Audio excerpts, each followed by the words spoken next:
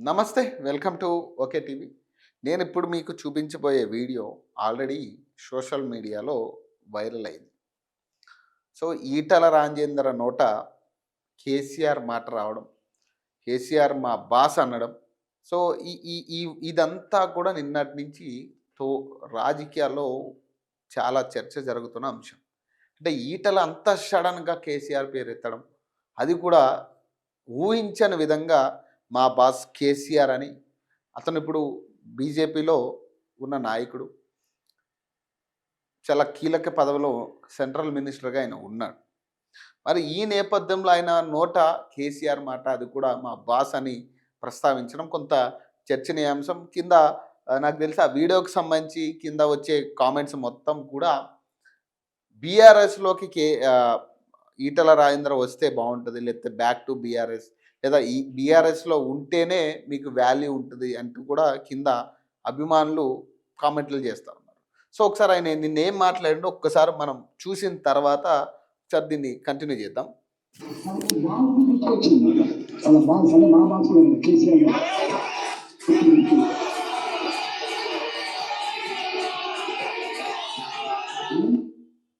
So, ఆయన ఆ మాట అనగానే జై కేసీఆర్ అనే నినాదం బాగా వినపడింది.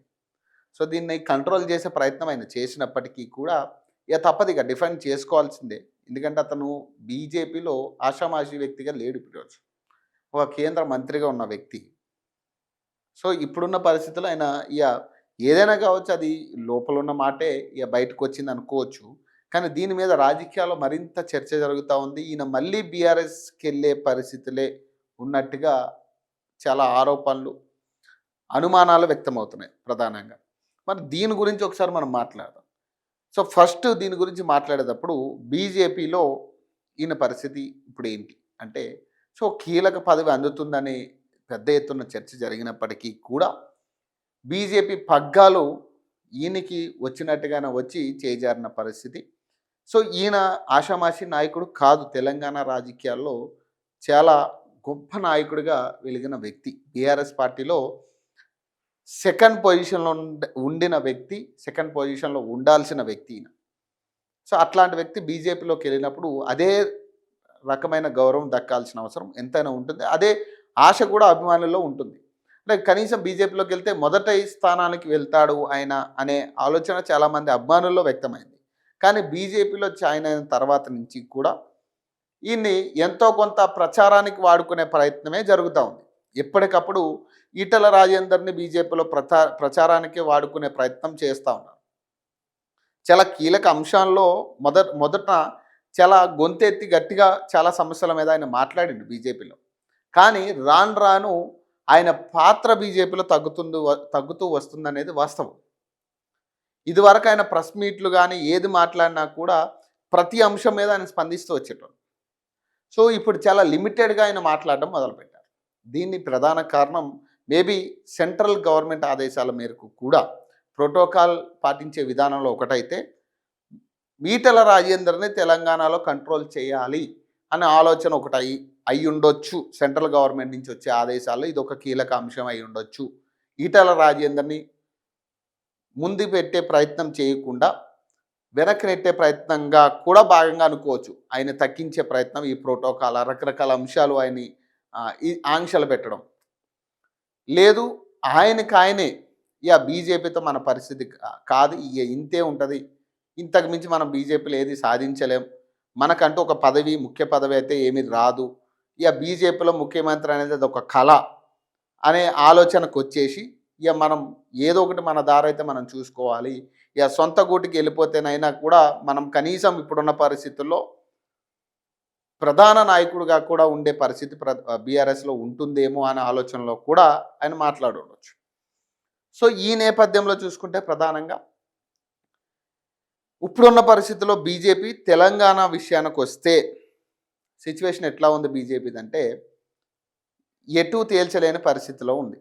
ఎటూ తేల్చలేని పరిస్థితి. అధికారం వస్తదంటే దాని మీద అసలు కనీసం ఎవరు అవగాహన అనుమానం కూడా లేకుండా ఓపెన్‌గా చెప్తా ఉన్నారు. బీజేపీకి అధికారం వచ్చే పరిస్థితి లేదు ఈరోజు. ఈ రోజున్న పరిస్థితుల్లో, ఈ రోజున్న బీజేపీ పరిస్థితిలో, సిచ్యువేషన్‌లో బీజేపీకి పట్టం కట్టే పరిస్థితి లేదు అనేది తేలిపోతుంది. ఈ అట్లాగే బీజేపీలో ఉన్న ఎంపీలు కావచ్చు, ఎమ్మెల్యేలు కావచ్చు పెద్ద సిన్సియర్‌గా ఏ ఎలక్షన్ తీసుకుంటున్నట్టుగా కనపడట్లేదు. తెలంగాణ రాష్ట్రంలో ప్రధానంగా మనం మాట్లాడితే. ఏ ఎలక్షన్‌లో కూడా బీజేపీ నాయకులు ఎలక్షన్‌లో కనీసం నంబర్ 2 ప్లేస్‌కైనా ప్రయత్నించే పరిస్థితులు లేవు ఈరోజు. ప్రయత్నం కూడా చేయట్లే. కనీస ప్రయత్నం కూడా చేయట్లే. ఇప్పుడు మున్సిపల్ ఎన్నికల్లో కూడా ప్రధానంగా ఏ ఒక్క బీజేపీ నాయకుల్లో కూడా ప్రధానంగా కసిగా పనిచేసి అరే లేదు మున్సిపల్ ఎలక్షన్లో ఖచ్చితంగా మన సత్తా చాటాలనేటోళ్ళు ఒక్కరు లేరు. ఇక రఘునందన్ రావు తిరుగుతున్నారు, ధర్మపురి అరవింద్ ఏదో మొన్న ఒక ఛానల్కి ఇచ్చిన ఇంటర్వ్యూలో కూడా వాళ్ళు ఏదో మాట్లాడేది తప్పితే ప్రధాన నాయకత్వం ఎక్కడా కూడా అంతా కూడా మౌనంగా ఉన్న పరిస్థితే కనపడతా ఉంది. పిన్ డ్రాప్ సైలెన్స్గానే కనపడతా ఉన్నాయి ఇప్పుడు వచ్చే రాబోయే ఎన్నికలకు సంబంధించి కూడా. సో ఈ నేపథ్యంలో ఇట్లాంటి నాయకులు ఎప్పుడైనా కానీ పార్టీని ముందు పెట్టే ప్రయత్నం, పార్టీని నెగ్గించే ప్రయత్నంగా వీళ్ళు ఉండాలనుకుంటారు. ఇప్పుడు ఈటెల రాజేంద్ర గత బీఆర్ఎస్లో కూడా చాలా కీలకమైన పాత్ర పోషించాడు. బీఆర్ఎస్ అధికారంలోకి రావడానికి కానీ, బీఆర్ఎస్ ముందుకెళ్ళే ప్రయత్నంగా కానీ, గెలిపించే విధానంలో కానీ చాలా కీలకంగా ప్రయత్నించిన వ్యక్తిలో ఒకరు. అది మనం యాక్సెప్ట్ చేయాల్సిన అంశం. సో ఇప్పుడు బీజేపీలో కూడా అదే ఆలోచనతో ఉన్న వ్యక్తే. కానీ బీజేపీ విషయానికి వచ్చేసరికి ఇక్కడున్న నాయకత్వ లోపమా, లేదా సఖ్యత లేకపోవడమా, అదే మన సలహాలు ఎవరో తీసుకోకపోవడమా, అసలు మనల్ని ప్రధానంగా కూడా గుర్తించే పరిస్థితి లేకపోవడమో కానీ ఇలాంటి వాళ్ళ మాటలు వినే పరిస్థితులు ఇప్పుడు తెలంగాణ బీజేపీలో ఏ ఒక్క నాయకుడు లేడు. ఇది వాస్తవం. ఇది అండ్ ప్రధానంగా గెలవాలనే ఆలోచన ఉన్న నాయకుడు ఒక్కడు లేడు రాష్ట్రంలో. ఎక్కడ చూడు ఇంటర్నల్ కుమ్ములాటలు, లాబింగ్లు ఇవే. కిషన్ రెడ్డి అంటారా, అది ఆ 3 పార్టీలతో సఖ్యత సంబంధాలు ఉన్న వ్యక్తి, 3 పార్టీల ప్రధాన నాయకత్వంతో సంబంధం ఉన్న వ్యక్తి. అదే 3 పార్టీలు అంటే బీజేపీతో కలుపుకుని బీఆర్ఎస్, కాంగ్రెస్ మొత్తం 3 పార్టీ ప్రధాన నాయకత్వంతో సంబంధాలు ఉన్న వ్యక్తి, ఎటువంటి కల్మషం లేకుండా 3 పార్టీలో ఏ నాయకుడితో కలిసిపోయే వ్యక్తి అయినా, ఎట్లాంటి పరిస్థితుల్లో అయినా కూడా ఆయన మీదకి ఏ ఇంచు కూడా వివాదం వెళ్ళదు. కావాలంటే చూసుకోండి. ఇంత పెద్ద మైనింగ్ కుంభకోణం గురించి మాట్లాడుతున్న బీఆర్ఎస్ కనీసం ఇప్పుడు చూడండి, కోల్ మినిస్టర్గా ఆయనే ఉన్నారు, కేంద్ర మంత్రిగా కిషన్ రెడ్డి. కనీసం ఆయన పేరు కూడా బయటికి వచ్చే పరిస్థితి లేదు ఈరోజు. కేవలం విచారణకు ఆదేశిస్తూ ఉన్నారు తప్పితే దాంట్లో ఇంక్లూడ్ చేసే పరిస్థితి లేదు ఈరోజు. రేవంత్ రెడ్డి పేరే గట్టిగా వినిపించే ప్రయత్నం చేస్తూ ఉన్నారు. అంటే ఇక్కడ చూడండి, కిషన్ రెడ్డిని ఏ ఒక్కడు కూడా టార్గెట్ చేయరు. ఎందుకంటే ఆయన టార్గెటే కాదు కిషన్ రెడ్డి అనేటోళ్ళు ఎవరికి కూడా, అందరికీ మిత్రుడే. చీకటి దోస్తానా ఇదంతా కూడా. ఆయన నేతృత్వంలో బీజేపీ పరిస్థితి రాష్ట్రంలో అంటే ఇక అది అగమ్య గోచరమేగా. ఇప్పుడు రామచంద్రరావు అధ్యక్షన ఏదో జరిగిపోతుంది, మిరాకిల్ వస్తుంది అనే స్థాయిలో మొదటన చాలా ఆరోపణలు వచ్చినప్పటికీ ఈటెల రాజేంద్ర అధ్యక్షుడు అవుతారనే పెద్ద ఎత్తున చర్చ జరిగింది. ఈటెల రాజేంద్ర కన్ఫామ్ అనేది అభిమానులు కూడా సెలబ్రేట్ చేసుకున్న టైం ఒక్కొక్క టైంలో. కానీ అదే అనుకోని రీతిలో రామచంద్రరావుని ముందు పెట్టారు. దాని తర్వాత అసహనం వ్యక్తం చేసిర్రు చాలామంది, దాని మీద నెగిటివ్ ఒపీనియన్స్ వచ్చినాయి. డైరెక్ట్గా నేరుగానే నాయకులందరూ కూడా యాక్సెప్ట్ చేసే పరిస్థితులు లేవు. కానీ ఈ క్రమంలో సరే రామచంద్ర గారి నేతృత్వంలో ఏదో మిరాకిల్ జరుగుతుంది అన్నారు, కానీ పెద్ద మిరాకిల్ బీజేపీని జరగట్లేదు. ఇప్పుడున్న పరిస్థితుల్లో ఈటెల రాజేంద్ర లాంటి వాళ్ళు ఏం చేయాలనుకుంటున్నారు? ఎంత పదవి ఉన్నా కానీ ఏమున్నా కానీ ఇప్పుడున్న పరిస్థితుల్లో ఇక్కడ పట్టు కావాలి, రాజకీయ పట్టు కావాలి, నాయకత్వ పట్టు కావాలి,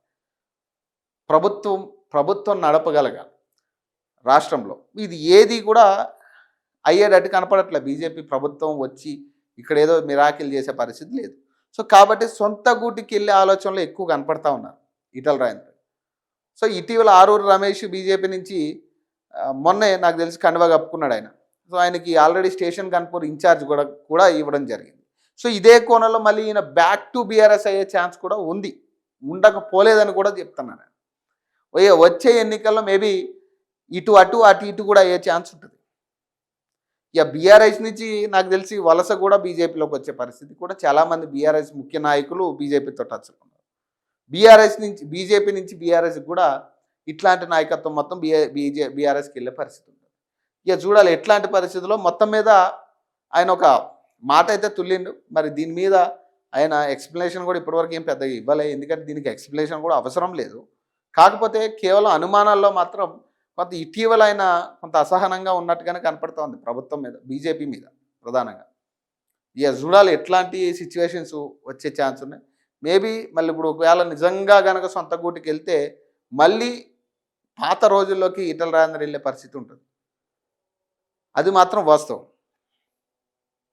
పెద్ద ఎత్తున అభిమానులు కూడా ఏదైతే గతంలో బీఆర్ఎస్ హయాంలో ఎలా ఉండేదో అలాగే నెంబర్ 2గా మళ్ళీ బీఆర్ఎస్‌లో వెలిగే ఛాన్స్ ఉంటుంది ఈటెల రాజేందర్. సో, హరీష్ రావు తర్వాత ఈటెల రాజేందర్ తర్వాత హరీష్ రావు ఉండేటోళ్ళు అప్పుడు. కానీ ఇప్పుడు ఈటెల రాజేందర్ లేకపోవడం వల్ల హరీష్ రావు ఆ ప్లేస్‌ని రీప్లేస్ చేసిర్రు. కానీ ఒకవేళ ఈటెల రాజేందర్ మళ్ళీ బీఆర్ఎస్‌కి గనక ఎళ్తే ఖచ్చితంగా మళ్ళీ నెంబర్ 2 పొజిషన్ వచ్చే పరిస్థితే కనపడతాం. చూడాలి మరి ఆయన డెసిషన్ ఎట్లా ఉంటదని. సో, ఇది కేవలం మాకున్న సమాచారం ప్రకారం ఇదొక కేవలం విశ్లేషణ, అనుమానాలు మాత్రమే. సో, ఇదంతా కూడా నిర్ధారణ కాదు. అనుమానాలు మాత్రమే. సో, మరిన్ని అప్డేట్స్ కోసం చూస్తూనే ఉండండి ఓకే టీవీ.